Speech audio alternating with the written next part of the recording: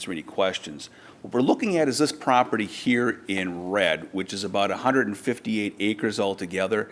We're looking at 140th Street, Featherstone Road to the south. This is the high school here and General Sieben Drive, and it would stretch up to County Road 42 at this location near the intersection of Locke Boulevard.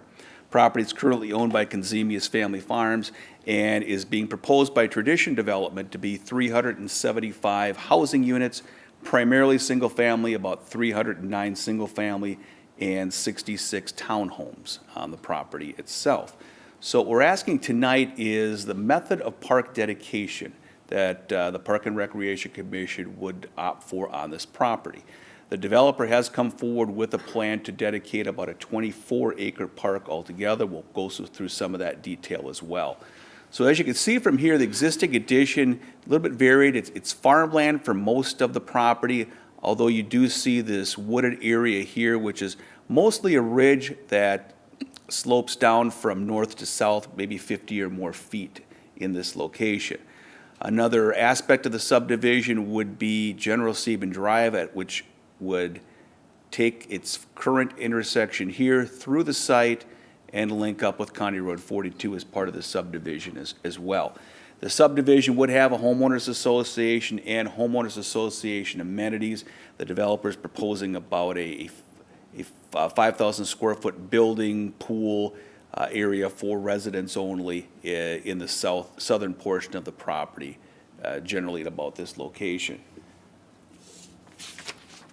So looking at our comprehensive plan for park dedication, this is a blown up image of what we have within the plan itself. The area in green is the subdivision and some of the aspects that are outlined within our comprehensive plan. We've got trails that are shown through the property here, kind of at the bottom of this escarpment that's shown. And then we have listed in this location a neighborhood park. So what they're proposing here for the park area is in purple, and the comprehensive plan shows a park generally within this area here. So this is consistent with our comprehensive plan, at least for the location of the park and the placement of the park at this location. When we take a look at the surrounding area, let's go back one page here. You've got mostly farmland area surrounding it to the north and to the west. You've got a rural homestead here, just to the southwest of the property, Oakwood Cemetery here, high school here, and then residential development within the city of Hastings along Jefferson Street. The property right now is located presently within Inninger Township, but requiring annexation, and we're going through those processes separately here. So when we look at the dedication of property, we look at a couple of different methods that are available to us. One is a physical land dedication, dedicating the land to the city for a park. One would be the payment of cash in lieu of land, and then one would be a combination of land, dedication, or cash. So those options are available to you tonight. Within our subdivision code, we regulate how parkland dedication occurs, and when we take a look at the figures of parkland dedication within our code, the number of units and other factors would have a park dedication of about 27 acres altogether here. So we've got about 24 proposed. Ordinance also does say that it does allow for physical parkland to vary from these park dedication requirements, so I guess it's more of a guide on this one. When we take a look at the area itself, you can see that it does have some amenities within here. Let's go back to something a little bit larger. So this would be the park area here. Trails would be proposed through the subdivision like so. Also linking up to this cul-de-sac here, there's a wetland area generally located at this location. So within the plan, or within the report, outlined some of the analysis that we had for park. These are some of the criteria we've used in considering park dedication in the past. We do have a neighborhood park that's been identified for this location. We do have trails that are proposed that are generally consistent with what we had in the comprehensive plan. The General Sieben Drive would have trail on both sides of it too, so it would provide some good linkages there. When you take a look at the need for parks in the future, we have identified that in the comp plan. We also have a stipulation of wanting to have homes not be more than a half mile from a park location. So when you take a look at the existing parks around here, you got the Featherstone Basin over here, and then you've got Eagle Bluff Park across the street on County Road 42 and the high school to the south. So you've got some distance between there. We also have within our comprehensive plan areas further west here that could annex and develop in the future. So it could serve a greater purpose beyond this subdivision as it sits now. And I think that's most of what I had for you tonight. We'll introduce here that we've got Todd Stutz from Tradition Development. He can answer any questions that you might have specific to the development, and I'm here to answer questions as well. Again, we're asking for your feedback, recommendation on method of park dedication. Oh, what I didn't add on here was the cash in lieu amount, if you're interested in that. We also have in the ordinance a payment of cash in lieu of land option. That's at $3,600 per unit. Based upon the 375 units proposed, that'd be $1.35 million in park dedication fees. And I can stand for any questions. Thank you. Maybe. And this kind of shows a more blown up picture here of the park areas. So. It was really hard when you, sorry. I'm just gonna say this. When you were running your mouse over the white ones, it was really hard to see your mouse. Yeah. So this makes it a lot easier, Yeah, so thank you. Sure. And one thing I should add too, Chris Jenkins walked the site the other day too, and may have some more additional comments on the land that's being proposed.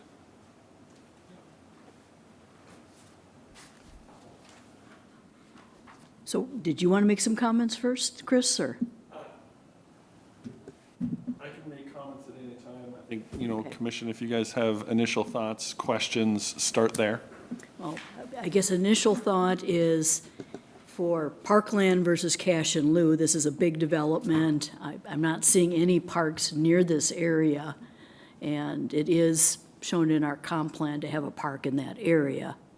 I'm seeing a lot of slope in the area where the park is proposed, and am a little concerned about how you get some of the park facilities into that steep of an area. Others have observations, comments? I will comment also, Seal. I think an actual park instead of lieu of money, a park needs to be put in. Like you were saying with the slope of everything, it's more or less unbuildable land. So they're gonna give us that and try to put a park on it.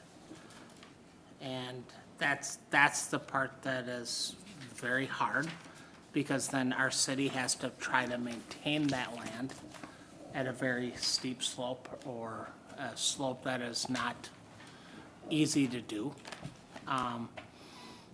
But I think a park needs to be put in. No matter what, I think a park needs to be put in, even if it is in the present location, it doesn't matter. We need to have another park up there. The other parks that are close to that are not close enough for these people. There's nothing at the high school that kids can go play on. They would have to go all the way down to, down by the hospital technically, and there's no park equipment down there either. So we need to have some sort of a park up in that area. That is my point, and that is my perspective, and I will leave it at that.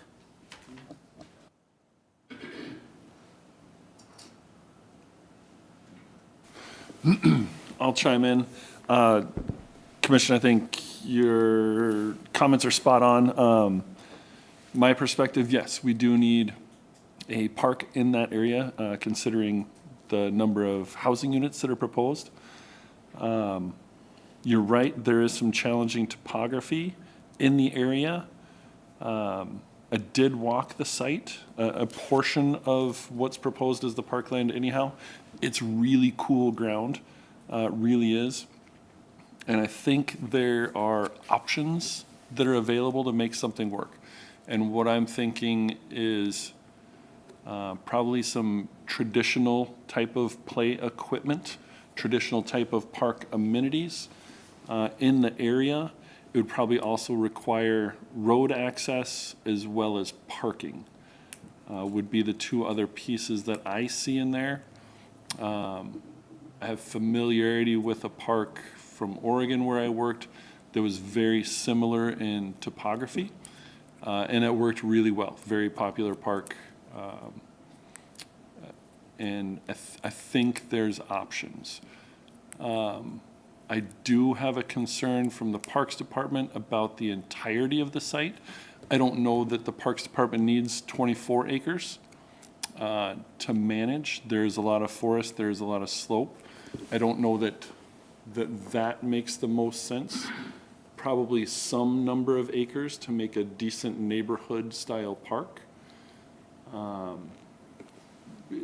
That 5, 7, 10, 12-ish acres is what's in my head. And then the rest of it could be, the remainder of that land could either be further developed and/or part of the common HOA ground as well.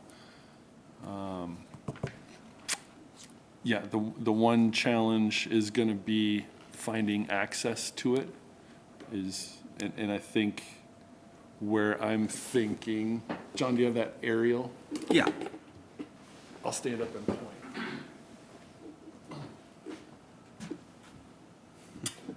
Yeah, so I walked down into this corner and then, You want to come over here and point it out? yeah, Okay. let me come over here. Yeah, just a couple more feet. So we walked down into this corner of the field here and traversed over into that edge of this cornfield here. It's corn now. This is the bottom of a coulee kind of, so it ridges up to both sides. So this is the lowest point. It's a little bit flatter down here towards the bottom, potential connection in through this way. And then this, the ag field up here obviously is fairly, it slopes from south to north being downhill. But there's some usable ground in there. Wouldn't require, a ton of tree removal and that sort of stuff in any of the other areas. Hey, Chris, what, are those paths, or what is that kind of? These are Yeah. proposed trails, yes. Okay. Yep.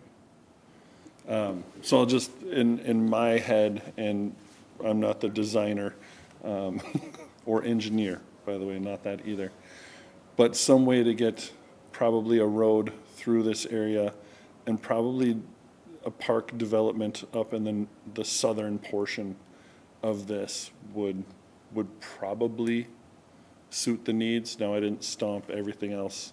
I didn't look at the wetland to see what was in there. But I think there's potential in this area for traditional play, open green space, basketball court, that kind of stuff, which I think this area needs. I know some of the other treed areas, developers were very open. They like to keep that area as forest. I think that's fantastic. A lot of benefit in there. But those are kind of my initial thoughts. Do you know the quality of the forested area? Is it kind of natural, or is it, from the aerial, it looks pretty I did good? take the forester with me. I remember he said there was a lot of box elders, not a lot of ash. I don't remember the other tree that he said. But there was a lot of wildlife activity in there. It's a really nice area. And I think if we were to look to develop a park in that area, we'd try and do as much as we could to preserve the forested areas as well. Certainly network of trails could work through there, that kind of stuff as well. Could you tell us what the approximate area of the wetland is? Oh, that's on an image. A couple of acres, I believe. Okay. Is it like I know we had that Was on it an even image like someplace, but I around think an it's a acre, couple, 30 couple of acres. 35-ish thousand feet or something like that? It's really small on this one, I think. Too small. 2.16, okay. Thank you. I guess my question there is if housing is developed in that area, would that possibly become a catchment for rain runoff? Like a stormwater basin? Yes. I don't believe that's identified as a stormwater area. That's just identified as a wetland. As a wetland, and I would imagine, and perhaps the development team could confirm, the wetland area would need to stay as it is. I don't think that could be used as a stormwater basin area. There'd have to be other basins designed for that specific purpose. I'm seeing some nodding heads. Thank you. Thank you.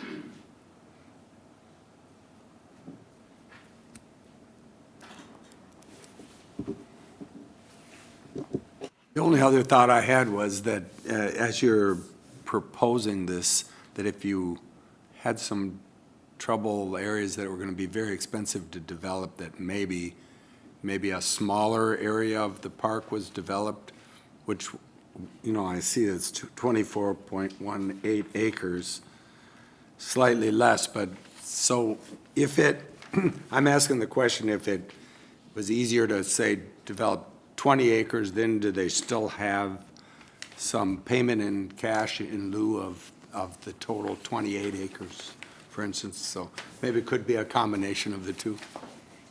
Yes, combination of the two. So whatever acreage, physical acreage was dedicated and accepted by the city would reduce the amount of cash in lieu.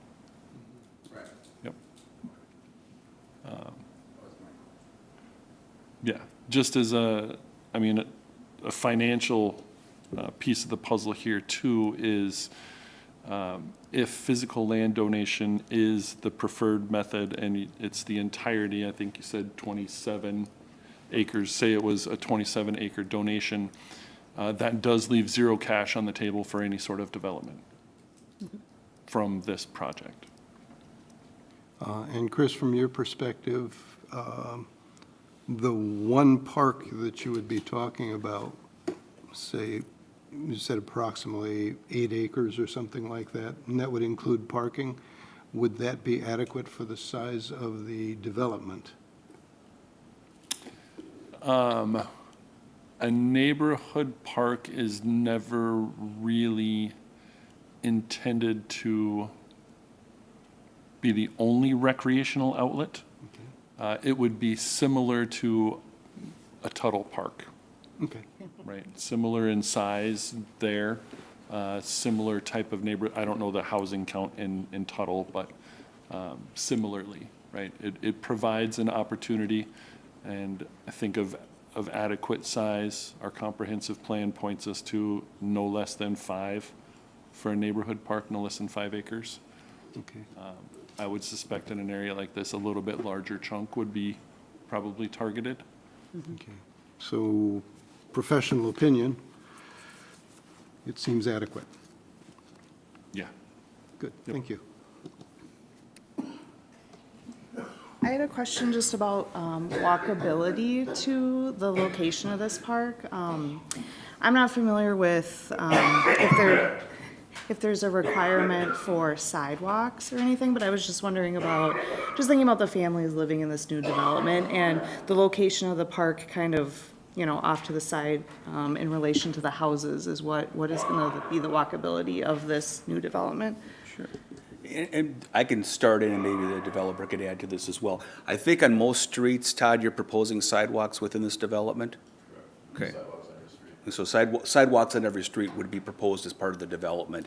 As far as trails go, we would have trails on both sides, or trail and sidewalk, at least on General Sieben Drive going through the development, which would follow through as well, and then a couple of these other trails that would be looked at. We're also having them explore if there could be a trail connection over here someplace with the slope. So does that answer your question?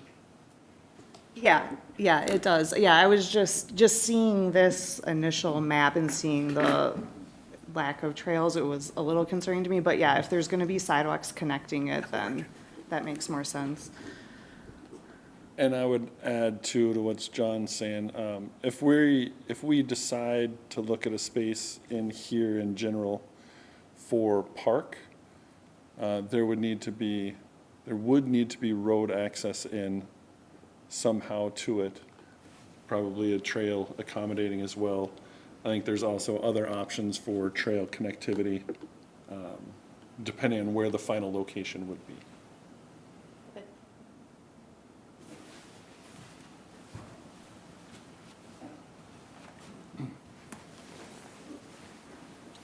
So if we were to recommend this area for the park, would the details of the park then would be proposed at a later time, I would assume?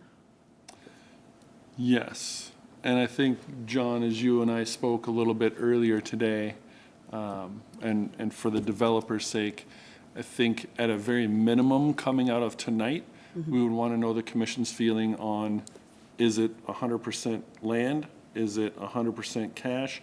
Is it a combination of the two? Right, first point.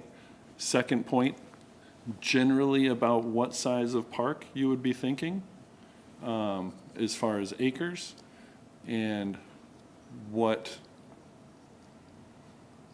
major amenities that might have, road, parking, traditional play equipment, soccer field, whatever, right? What are those things? General size, general location, and I think with that, we might ask the developer to probably put together some probably high-level concept plans, knowing what the topography of the land is out there, and generally depict that. And then I think a further discussion with developer could be, does developer want to build that park as part of this development? And if so, what's the cost of that? Then does the combination of the land dedication plus the construction of the park, does that meet all of the dedication needs? Or is there something left on the table? So a couple of things, but we owe the developer some sort of general idea. And then if we're able to bring that back, we can, commission can give a final recommendation to city council at that point. Given the proximity of this area to the Featherstone Ponding Basin and other areas, we probably wouldn't be looking at something like a soccer field or baseball diamond, anything like that. This would be just really a recreational park with equipment like we have in Pleasant Park, for example. I was just trying to make it seem like I'm not telling you what to think on what to put in there. Well, and I'm just trying to kind of get this picture in my head as well. And I guess that's thinking about the other amenities in the area, that it would be logical to limit it to something along the line of a Pleasant Park or, some of the others, rather than anything more extensive. And the high school's not that far away. That's right, yeah. So, yeah, and I definitely would not want to see grading to try and make ball fields in those steep slope areas, especially if, they're nice natural areas now. And the stability of any development would be a problem in those steep areas. Yeah, and that, I would just add the ravine that we walked through to get there. I didn't slip and fall once. It's on top of snow. It's not super steep in the area that we were at. I'm sure there's other areas that are. Those contours certainly get a lot closer together in other areas. But it was an easy walk following some game trails, and so. And this is probably out of our spectrum, but who is in charge of the infrastructure to, say, get the road down to the park, Chris? And so on and so forth. Is that something that the developer is going to work with the city upon that moving forward? Yeah, that would be a question to answer still, right? It could be Nope. considered part of park debt. It could be considered, I'm not sure if it can be considered part of the road dedication requirements or not. Yeah, it depends on what it would be. If it's truly an access way only to the park? Would it provide for some other development down there if more housing was desired by the developer? Who knows? Yeah, probably some of that stuff just has to come from further conversations, future conversations. Thank you. It seems that logically, I don't know, maybe I'm rushing things here, but a split between dedication and cash in lieu is probably the best solution in this case. That sounds like a motion. Yeah, let's make that a motion. So I would encourage a little bit more specificity in range of acres. Okay. Well, let's say a park of less than 10, or, yeah, a park of less than 10 acres with the remainder of the 27-acre parcel then would be cash in lieu. Okay. So somewhere in the 10-ish acre range. Yes. Okay. The size needed to have a reasonable recreation area and parking, Yes. yeah. Is there a second? I will second that in a hurry. Thank you.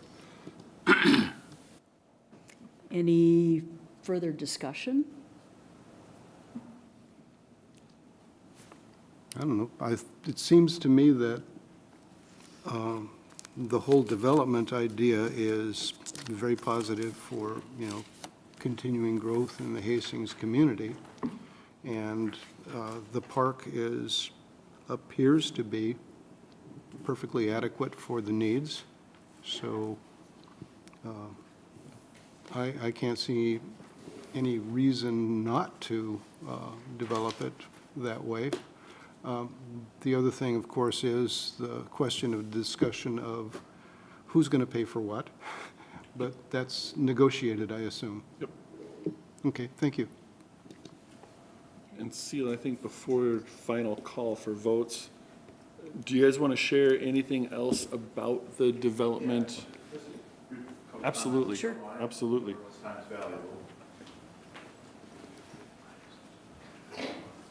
Good evening. It's nice to see you all.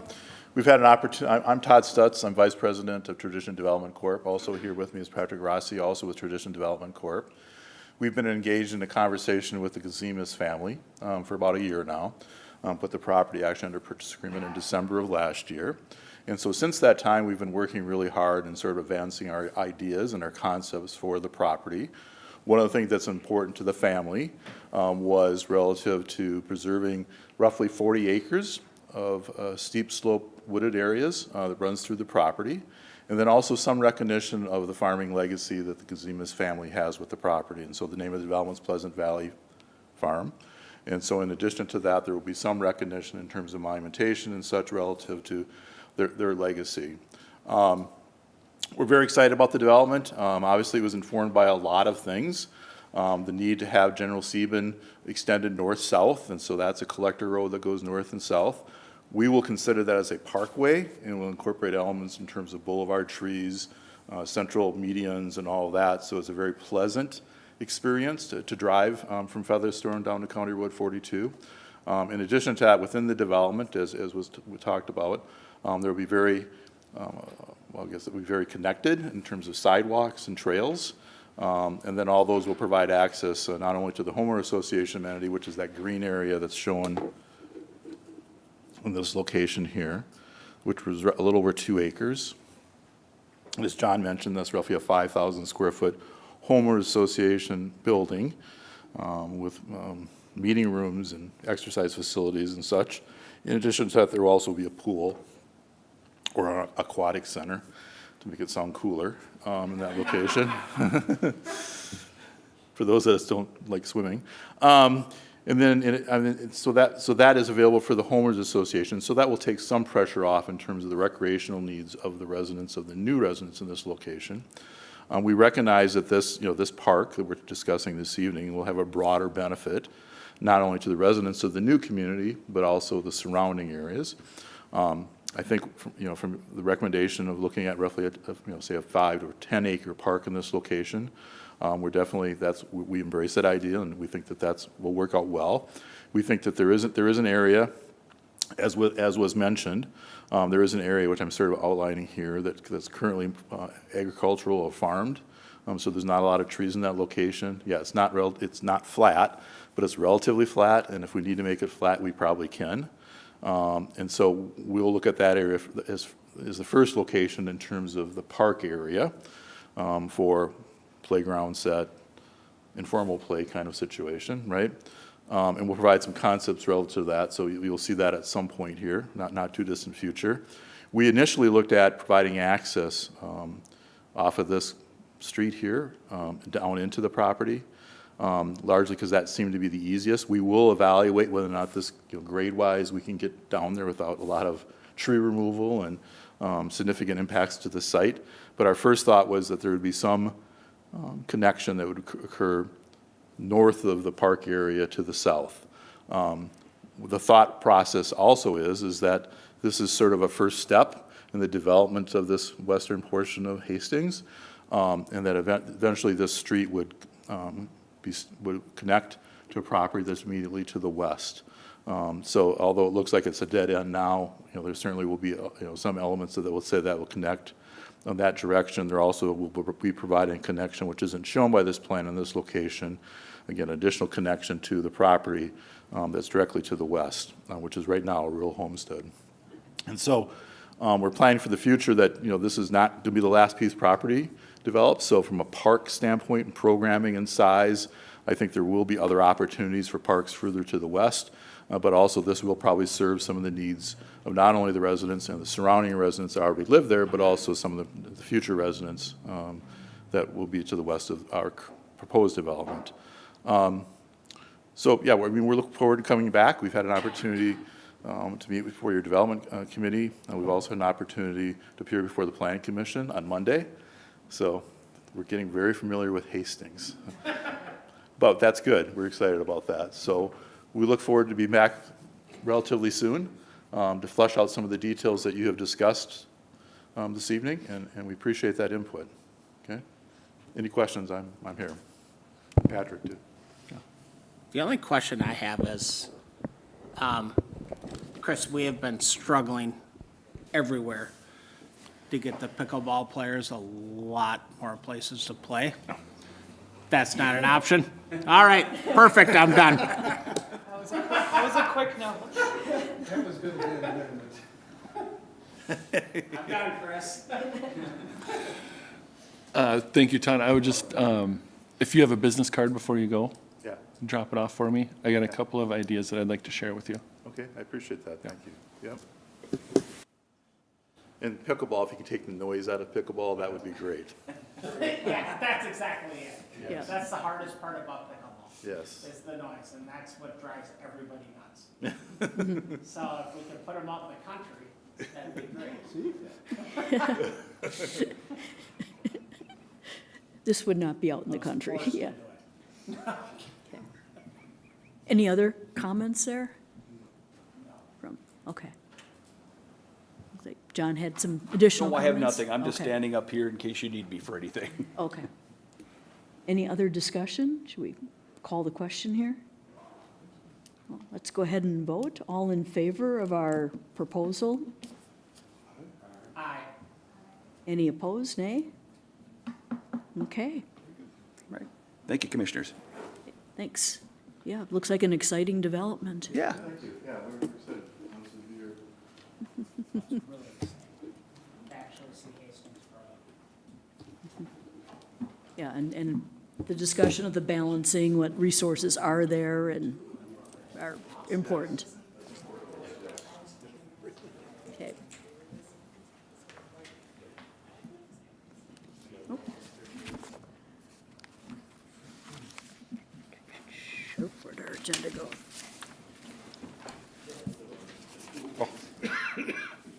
Thank you. Thanks, guys. Thank you. Thanks. Thank you all. Really appreciate it. So it looks like the next item is ordinance review. Chris, Yes, if you could ma'am. give us some background. You bet. So this commission exists under ordinance 30.06 within the city code. Within that, you guys all have a copy. Item C talks about the composition of the commission, being 7 members plus 1 youth member that should be a junior or senior in high school in Hastings. I would tell commission, so part of it is we are looking to clean up some of our ordinances involving commissions. This was brought to my attention. Truly, I had probably forgotten about the youth member. I think in my 13 years, we had 1 youth member at one time when I first got here that maybe attended 1 or 2 meetings. What we found through this commission, through other boards that I've sat on that have the youth members as well, is the kids that are going to be involved in something like this are already heavily involved in many other things, so the time commitment becomes a struggle for them. And we always want to set somebody up for success, not for failure, which begs the question to this commission, before we eliminate this, we wanted to get some input from the commissioners before we move ahead with anything. So wanted to share that with you and get everyone's input before we move forward with any ordinance changes. I think it's a really nice concept, but I can understand that there's been issues in finding young people who are interested and can make that time commitment. I'd agree those that are most likely to be a good fit are involved in multiple things. I know with the Hastings Environmental Protectors that we've tried to get youth high school reps involved with our board, and we've had trouble with them being that interested in the actual board meetings. We do get them helping with the volunteering and that kind of thing, which is great. So maybe we continue to have youth, the high school kids involved in some of the activities we're involved with. But not, I don't know about, I wouldn't object myself to removing an official position for a high school kid. Others thinks? I guess my question is that considered a requirement? In other words, are we in violation of our own rules by having that in there? Or is that merely a technicality? It depends on how you read the ordinance, but according to the ordinance, we would have a youth member, and we don't currently, and we haven't for many years. I remember the last youth member we had. And yes, I agree. Some of those young people come in, they're very interested, meaning no offense to anybody, but I think that after a couple of meetings, they tend to find these things somewhat, shall we say, unexciting, and figure that they really aren't contributing that much. And, you know, it's the kind of thing that unless there is something that they feel they can genuinely contribute, which they would be very interested in doing, there probably isn't much need to have that kind of person on, because, let's face it, we're kind of just not exciting. I don't know that I Sorry, would go guys. that far, Dwight, but I think there are other opportunities to engage the youth, and certainly if we, when we look to planning pieces or the need for other sorts of engagement, we certainly target youth. If we're looking to develop a new sports complex or something somewhere, guaranteed they're going to be in the mix, right? We're going to want to hear from the segments of the community. That's what I was about to say, was like, if there's a specific project Mm-hmm. that we want input, then we reach out, and that seems to be, that would make more sense to me, yeah. Okay, because I have 2 kids, that would come here just because. Because you made this. No, not because I made them. I think they would be interested in it. I'm okay with getting rid of that portion of it, but I think that sometimes when it comes to certain things, we need to get that perspective. Then, all of us, our perspective is great, but it's not what a youth perspective is. A youth perspective is, how far do I want to walk to get to a park? How far do I want to go to do this? And I don't think I'm okay with getting rid of it, but I also think that, do we do like things where we bring a kid in every once, or, I'm sorry, somebody, a young adult in, to make it sound better. Student? Thank you. A student, and say, hey, you know what, this is gonna really look good on your resume and on your college application that you were part of this. And I don't wanna take that away from these children that might have that opportunity. I mean, my kids are too young right now because they're not juniors and seniors, but I have a freshman right now that if I told her, hey, you're gonna come to every one of these, she'd do it in a heartbeat. Because that's what she wants to do. Okay. She wants to be involved in the community. And I think it's really hard to take that away. But I'm also okay with taking that out of our thing. But I do think that we need to have some opportunity to be able to, hey, have a mentor come in or a mentee come in underneath a mentor, every once in a while and go with that. Sure. This commission, we meet once every 3 months? Or, And it depends on the year. well, that's exactly it, Chris. And I'm agreeing with that. So it's not like they don't have time to do it. They also have to try to manage their time as children. And you have younger children also. They have to find that time to make sure, okay, is this what you want to do? Do you want this on your album when you're gonna go to school? When you go to your first job?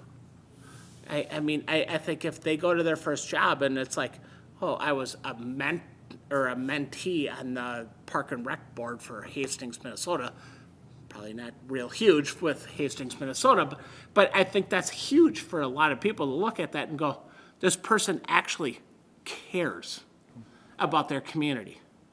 And I don't want to completely take it away. Sure. And I'm okay with getting rid of it off of this, but I want to make sure that we have something there that we can do something with these children. Okay. So let me offer this idea. Eliminate it pull it from the ordinance, right? So it's not a mandate. And then I think this commission, myself included, we hold each other accountable for, hey, these are some of the conversations we should try and get some youth members in for, or youth community members in for, and have them part of the meeting as well. If they want to volunteer, that's totally fine. If it wants to count towards NHS hours, totally fine. If it wants to count for something else, so it's beneficial for us, beneficial for them, fantastic. But I think as we go forward, have that in our head, that, hey, would this be a good subject to have somebody come in? And do I know somebody that might want to come in? We're not then age restricted to junior, senior, so it can be younger, it can be older, but just a different perspective. And then I would also tell you that meetings are open to the public, so if you know any youth member or youth in the community that wants to come and listen and/or provide comment, we'll certainly give them time to provide comment at a meeting as well. But I think we can hold one another accountable for that. I think that's a good solution. What about the possibility of changing the wording to that we can seek on an ad hoc basis input from our youth in the community? I think we have that leverage anyways. without We it. wouldn't have to have We a, don't need it in the ordinance. okay. But I'd agree with Chris's point that we be thinking about that more. I think that we don't think about bringing in those kind of perspectives, and we should. Especially And- being park and How- recreation. Right, so let's I hold feel each like other I'm still a accountable, looking kid. for those opportunities. I think the more diverse perspectives we can get, the better. Yeah. For sure, yeah. And if that, yeah, people from different backgrounds and youth and different ages, I think that's important. Different recreational interests, Absolutely, different yep. ages, yeah. Somebody come in and ask for a 50-meter pool. Yeah. I don't see that happening with Here most comes of the the youth in this town, but I agree with, I agree with you guys. I just think that we have to keep our minds open to what the youth needs and what the youth wants. Now, what they want is completely different than what we can actually offer. But I still think that we need to hear them out. That's my personal opinion. My only other input that I think is maybe superfluous, but it's on my heart anyway, is like, even if you take a kid, like I'm thinking of my granddaughter, and she's a 3-star athlete, you know. She's in track, she's in soccer, she's in wrestling, and, you know, if we're working on a park, I don't think she'd have any interest in it. I mean, if you started talking about doing something with the soccer fields or the tracks or something, she would love to be a part of it, you know, she would in a heartbeat. So I think ad hoc was a good word in terms of bringing these kids in that really have a desire to help out. I can even see like people that are really into gymnastics or something and want to help out with the park and make something that will help you train kids in some of those areas, you know. So I think that's going to be important to find people that are really excited about whatever it is we're doing specifically. And then we'll have a better time, I think, encouraging them to get involved. Agree. That raises another question, and this is one that we have found is a challenge for the Hastings environmental protectors, and that is, where do you find them? In our case, our president is a former biology teacher at the high school, so he has those connections with the high school yet, and is able to do a little bit of recruiting. Any ideas as to how we might go about recruiting when something like that comes up? Maybe our AD, like our athletic director, and that might be a good entry. I'm just gonna go with what my girls do, and they're 13 and 15. You go to Instagram, and you go to TikTok, and you go to Facebook. Do we have to? Yeah, you do. I mean, I watch TikTok all the time. I mean, I love the damn thing, and it's addicting as hell. But I mean, but that's where you have to go. I mean, that's where you have to find the kids now. I mean, if you want them to come to you, they're not going to. But if you want to give them an opportunity to voice their opinion, then you go to those social networks and send it out there. Because that's the only way how you're ever gonna catch any of them. And that's just me with having 2 teenage daughters. Yeah, I think there's ways to find them, and we can all use our connections to find some people on specific topics. Okay, so good points, folks. Yeah. Well, I don't think we need a motion, do we? No, I don't think Yeah. we need a motion. Okay, I think you It's just just- needed More or input. less a conversation. Yeah. As we were waiting for Chris to do whatever. Okay, so I think our last point of business is department updates. I'm working on it. Oh,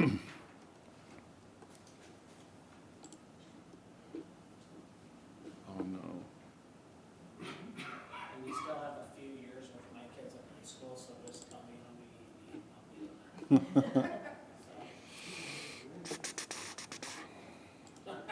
Sorry. I'm older than Chris. I can make my kids would get their friends there. If we needed an outside counsel, we could get them here and hold that mistake. Does this make sense? And tell them, be honest, that's the biggest thing. Yeah. Got a few years left. said my son's 5, so it's got a few years before you can give any input. Bring him anyway. They're all over this place.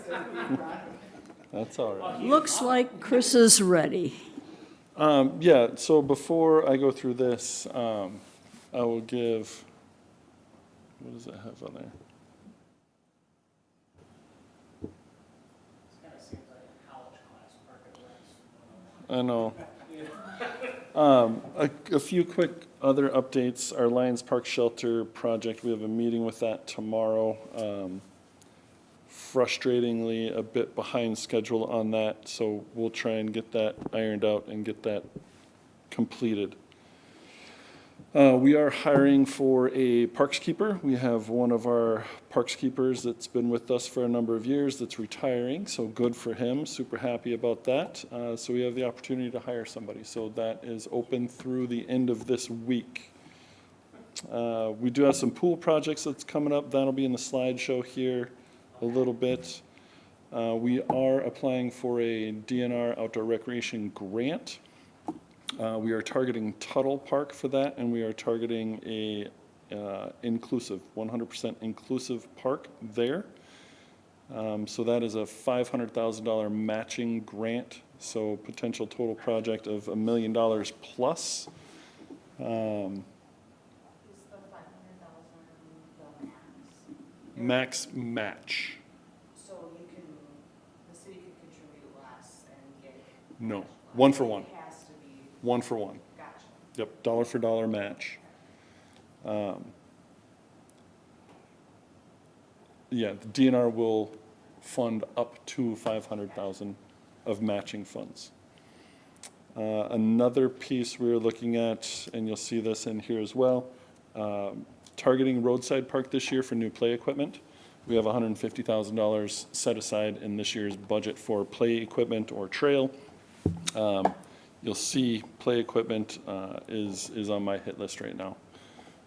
So this, Parks and Rec 101, is a presentation that I gave to our city council before their last council meeting at a workshop. Just kind of let council know, hey, this is where we're at with the Parks Department. Here's current status, here's some of our struggles, here's looking towards the future type of stuff. So it also involves a lot of conversation.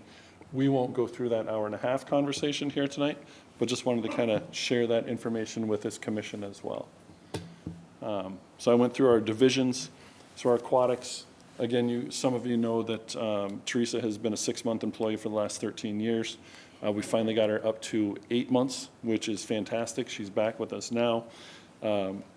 She's working hard, she's hard at it, and she is far less stressed right now than she would be a month from now when she would normally begin. So we get her a month earlier and keep her a month later, which is fantastic. There'll also be some professional development opportunities in there as well. She may be able to attend some of the conferences and other trainings that she might have time now. If you've been on the commission for any number of years or any number of years in the past, Dwight, Seal, that facility has really impressive retention year over year for our staff. We're in that 80–85% range. When I talk to other Dakota County directors about their staff retention for their aquatics facilities, nobody's even in that realm. So we take a lot of pride in that. It speaks volumes to the environment and the work atmosphere that Teresa has over there. It's fantastic. Swim lesson program, 1,000 registrations. We're right at 1,000 registrations, and that's probably for the last 3 years. Put that in perspective, when Teresa started, there was about 300 registrations. So it might be the same kid taking 6 courses or 6 different swim lessons, but it's a registration, and that child is learning how to swim. Super important here in Minnesota, and anywhere with water. So really proud of that. Infrastructure repairs, some of you recall last year, we had our concrete gutters, our pipes, our surge tank. We had a bunch of work done on that. We did find some more leaking areas in our construction joints.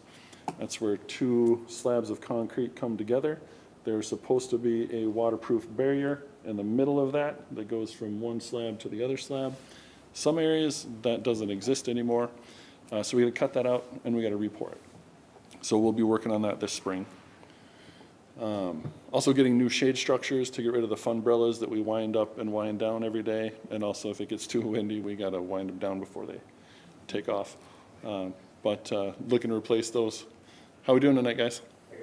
Good. You guys here for the Parks Commission meeting? Okay. I say we started at 6. Is there something in particular you're here for? Does this have anything to do with the possible development out by Integer? Pleasant Valley, that proposed development. Yep. What we talked about earlier in the meeting with the developer and community development was the possible method of park dedication, which would be any development, there's a park land dedication requirement. So whether that's physical land or cash in lieu of it. So this commission deals with that piece. We don't deal with, we don't deal with land use or what the development actually is or not.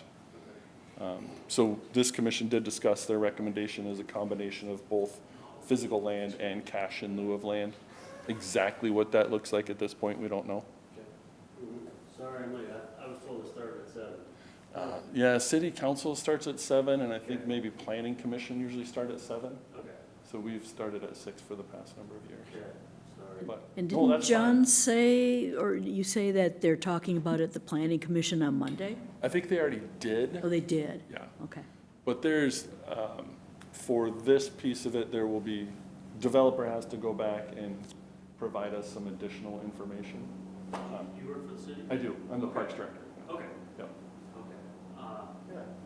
Our houses butt up to that cornfield right now on Jefferson Street. On Jefferson, okay. Yeah, Jefferson, Yeah. property lines are actually soon as they're going into the area. Okay, yep, So we just got wind of this. That's why I just. Oh, I okay. have no idea this was happening. okay. Yes. So that's why we're here.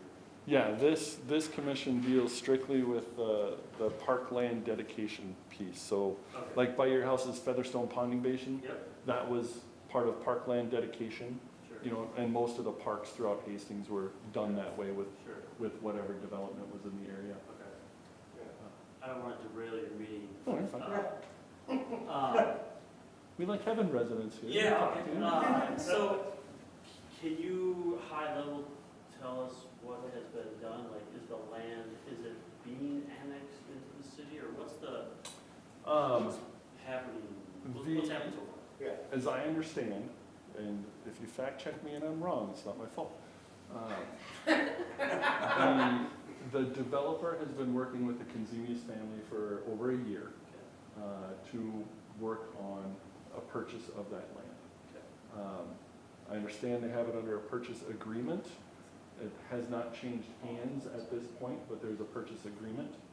It sounds like I learned tonight that the Conzemius family had some wishes for some of the forested lands that are in there, which this developer is proposing to maintain quite a lot of the forested land along the ravines and the kind of steeper slopes in the area. Okay. Most of the stuff that's not current ag land. Okay.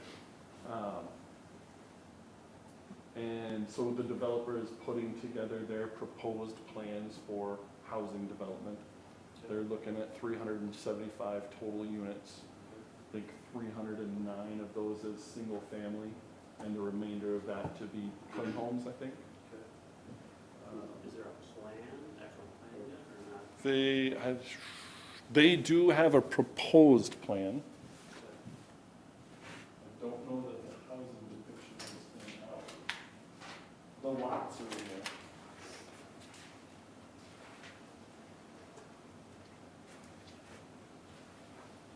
So it's South High School, North Yes. Village, So we live right there, there's.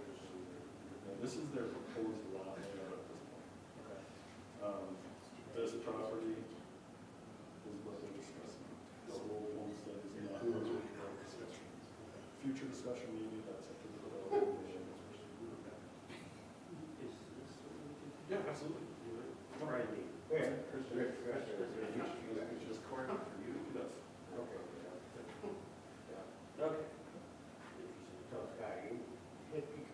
Keep Scotty under control. Thanks.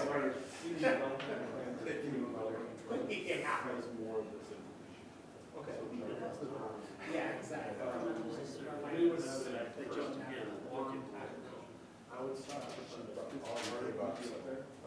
She has, but she already knows that it doesn't work, so. So when's the meeting for the facility for the week? It hasn't been 57 in my eyes. I think I've only been married for 19 now. I think planning was this That's long enough. past Monday. Well, actually, They talked more the I hope I get, development side of this. I love it, no, I love the Annexation. I love the name. Process of all that. First wife, for another. They have 17. They have to put in some sort of application for annexation. And then So, yeah, it's about how long I've been. what it is. You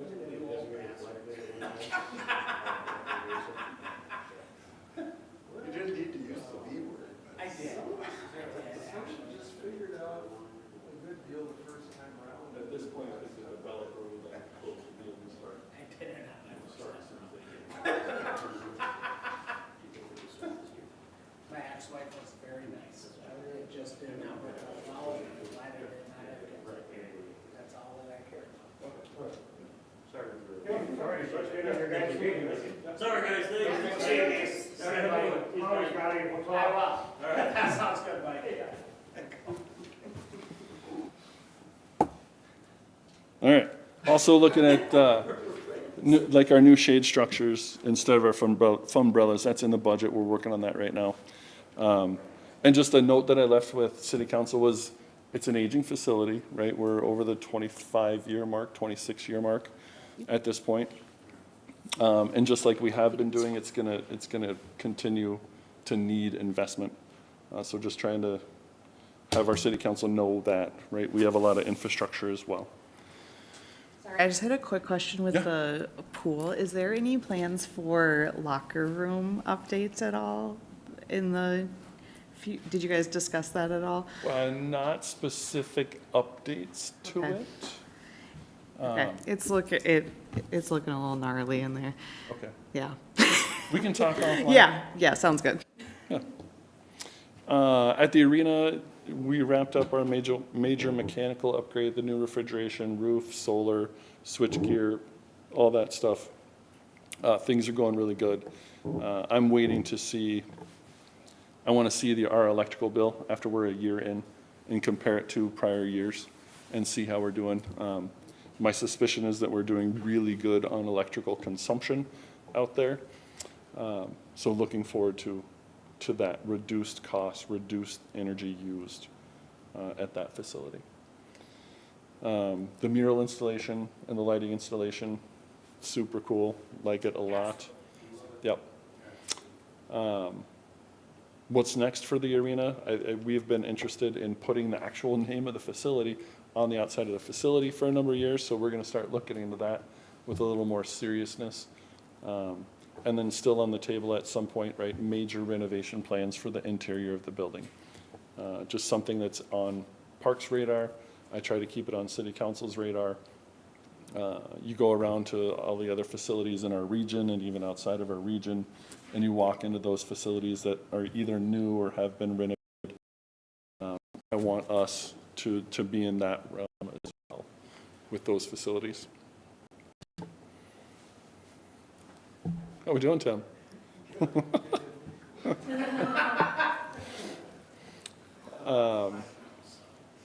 Our recreation programming, all the stuff that Paige does, we just finished our 10th year last year. So her and I can both hardly believe that it's been 10 years. Continue to improve every year. reliant on both city budget and sponsorships. Usually about a 50-50. Paige has done a fantastic job getting sponsorships and still looking for more. So if anyone out there wants to sponsor or knows somebody that needs to sponsor something because it's good, have them talk to Paige. 2025 attendance, nearly 10,000. I will argue that number all day long with Paige. I think that she undercounts. So I think it was significantly more than 10,000. But it's hard to get a real estimate when you're working. At some point, I might try and find somebody that has access to Placer AI, which tracks everyone by your phone, where you were, where you went, where you came from, all those things. See if we can get a count for a season on that footprint down there. Obviously, 2026 will be better than the last years. It'll be fun. Park maintenance, we're fully staffed outside of the retirement, which we talked about briefly. Currently recruiting seasonal staff. Typical challenges, there's a lot to do and there's only so much time. There's always fires to put out, there's weather, there's equipment breakdowns, there's, all sorts of stuff. Not playing my fiddle here with anything, but it just is the fact of it, right? If we get 2 inches of rain, we're not going to be out mowing, you're not going to be out playing on that field. That's just part of it, right? Equipment breaks down, sometimes one piece of equipment, that pulls one of our people to try and fix the equipment. Sometimes 2 major pieces of equipment fail, and that pulls 3 people to try and fix it. So just things like that are always up and down. Emerald ash borer continues to be a significant issue. You can see more now, dead ash trees, pest-infested ash trees. Last year was really starkly different than years prior. So much more showed up last year. Those are trees that were infested 3, 5, 7 years ago. So it takes a little bit of time before you see real evidence. There's a little bit of a battle with staff time, just our public trees versus private trees. Where's our major focus? Let's say 3 years previous, TJ's gonna be working on 2026 boulevard tree removals and protection. And now he's wrapping back around to 2024, checking in with those people and even prior. Hey, yep, the tree was removed. Did you put a tree back? And if it's yes or no, and then do we compel that, that process, there's just a lot to deal with. So do we want to venture into, hey, my neighbor's got a dead tree? Yes, to some degree, we do, and we will if we're called, but we're not going around looking for every pest-infested or dead ash tree and dealing with it. I do, but my one question though, Chris, is as people are replacing trees, are you making sure that they are mixing them up? So they're not putting in 2 elm trees or 2 maple trees because what's happening right now with this ash borer is, developers, 20 years ago just put in ash trees. Because it grew fast and it was fun. Grew fast and there was no easy. current pests. Yeah.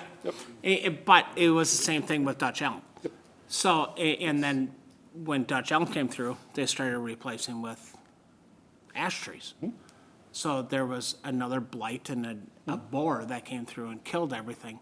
Now, I know in a lot of city planning, like up in Wyndham, we have to, or not we have to, they have to plant a certain number of different trees every so often. Yeah, there's Now, a is that percentage. kind of the way that you guys are moving forward with that as homeowners are putting them in or no? Property owners are required to replace boulevard trees that are removed, Right. okay? In order to put a tree in the boulevard, you have to have it approved by the city forester. So, Okay. yes. We also have a list of approved boulevard trees. That includes, your giant mature shade trees, whatever that may be. Yeah. To certain circumstances, if you have overhead conflicts, shorter trees, all those sorts of things. But yes, we are looking for variety of canopy. Okay, that is my question, is I don't want somebody to, I mean, in my association, we pay for all of the trees in my association. Half of them are dead. And it's not gonna be our responsibility to replace them, but I don't want somebody to go in and put in the same tree all the way down the road again, and then in another 20 years, I'm dealing with the same thing. Like, which is why they make developments now rotate. You know, you put a coffee tree in, you put a maple tree in, you put an ash tree in, you put a hackberry in, and move on down the road. And I'm sure TJ understands that concept of it. Yes. I just want to make sure that that is what is going on. Yes, that's to the best of our effort. And I would also add, though, that when we're looking at a block of boulevard on a street, yes, we're looking at that block, but we're also looking at the entirety of the urban canopy. So, yep, you might get 2 or 3, 4 of the same tree on one block. That's okay. The entirety of the urban forest is our major concern. Yeah, exactly. Yep, so And variety. I completely agree with that. I'm just coming from a landscape Yep. background. That's where I'm just trying to Yep. make sure that we're not pigeonholing ourselves into the same predicament in 25 years. So, although I'm not going to be here in the houses, so it doesn't- Maple trees are next, don't you worry. Exactly. So that's kind of forestry. Well, you never know. Facility-wise, trail system, Dakota County Regional Trails, both the Mississippi River Greenway and the Vermilion River Greenway. That makes up about 7 to 8 miles of our 10-mile loop. They're a fantastic partner. The Vermilion River Greenway was somewhere in the $2.4 million for that project. They also just did a very nice thing for us at Vermilion Linear Park.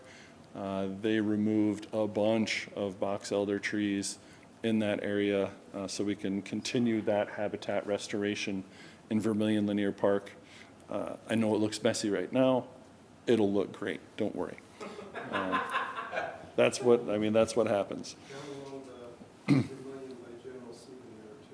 Yep, they did a bunch of forestry mowing down there on that property they own, yeah. Yep. Local trails, right, we still have local trail responsibilities. Dakota County took about 7 of our 30 miles off of our hands, but we still have a lot of investment that's necessary in our local trails. Athletic facilities, we're beginning conversations with Vets Home about our current lease for Vets Athletic Park. That does expire in 2031. That is a 48-acre chunk of land where the majority of the athletic facilities are constructed. We've had previous funding to develop a plan for what it would look like to renovate and expand that. We can't do that in good confidence if we don't know that we're going to have access to that land for the future. So this is the next step, right? Do we get another 50-year lease and we move ahead? Do we buy the land for $1 or $3? $3 might be my max. What else do we do, right? So do we have security in that land before we start investing more money? Neighborhood and community parks. We have 3 playgrounds that are 27 years old. We have another 9 that are between 20 and 26 years old. Industry standard, 20 years. 20 is industry standard. We were on that path for a good number of years, 10 years ago. Budget was tough. We did not continue along that path. We went through a cycle where the direction was, if you're going to touch the playground, touch the rest of the park, which adds a lot to cost. We did one of those, like Isabel.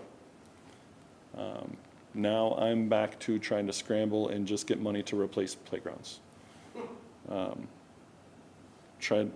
Getting the point across to council that annual investment is necessary. Want to get back on that 20-year track, and these are some of the reasons why. This is roadside.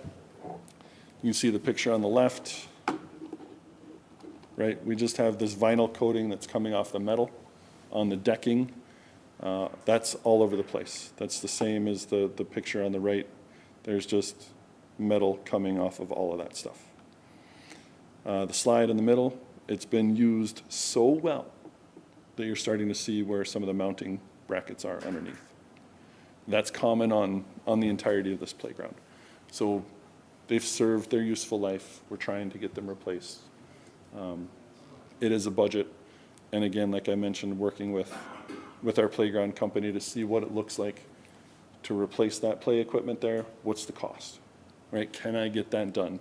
Can I get close to the same size of playground, and can I get that done? So we'll see what we can do this year. That's the end of my slideshow. Is that the biggest playground we have in the city? It probably has the biggest Footprint, at least? individual play structure footprint, yes. Okay. The container itself probably isn't. Sorry. You know, No, I was just bringing this up for me so I can close it without you guys seeing it.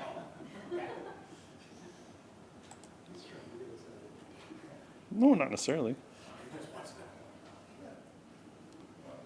justifiably so. So, Chris, what is your plan then on these playgrounds? I mean, are you hoping they get funding to do 1 or 2 a year? Yeah, I'd like to get, 2 years? I'd like to get us back on that 20-year rotation. Okay. Yep, I think that would be a good position for the city to be in. We can kind of understand, hey, this is what it costs. Now, besides the fact of the matter that they're wearing out, is there also like ADA things that we have to worry about then when we do those, or not really?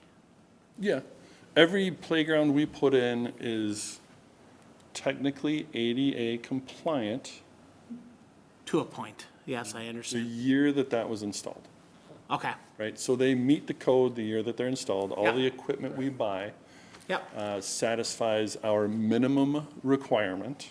yes, It is not the same degree that we're talking about for Tuttle, which is an inclusive park. Two different things. ADA compliance is minimum, inclusive is, limited mobility, you're in a chair, you're on a walker, you need assistance walking, that kind of stuff, you can get to more or all of the equipment. oh, so Tuttle is more that way than the rest of them. So- Hey, I'm sorry, I have never been to Tuttle. For the future, Tuttle currently is not. Oh, that's the proposed. That Okay. would be, all poured-in-place rubber and hard surfaces Yeah. everywhere, those sorts of things. Yep. Just- It is a good thing. Similar to how I talked about the arena and all of our other places around us, I'll talk the same way about our athletic complex.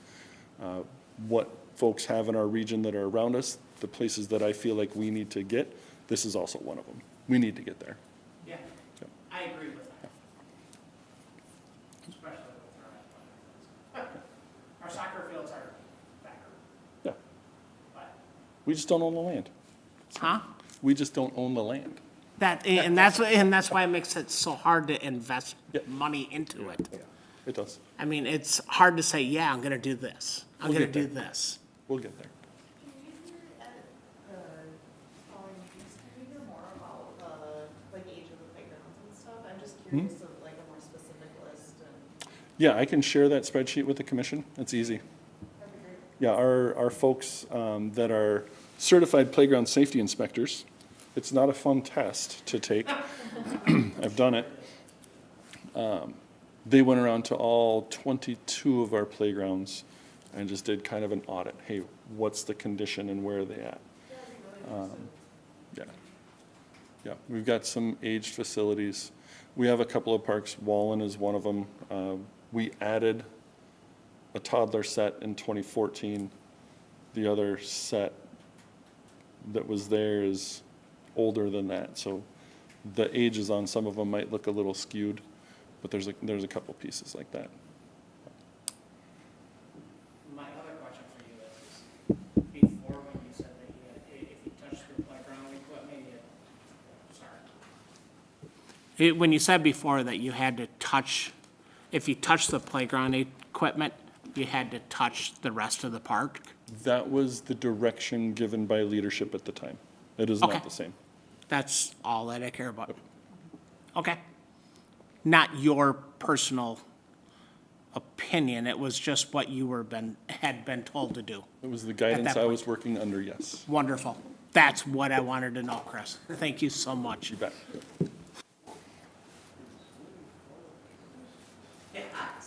If we have an unlimited budget, I would like to do that too, but our playgrounds are in a bit of a crisis, is where I'm at right now.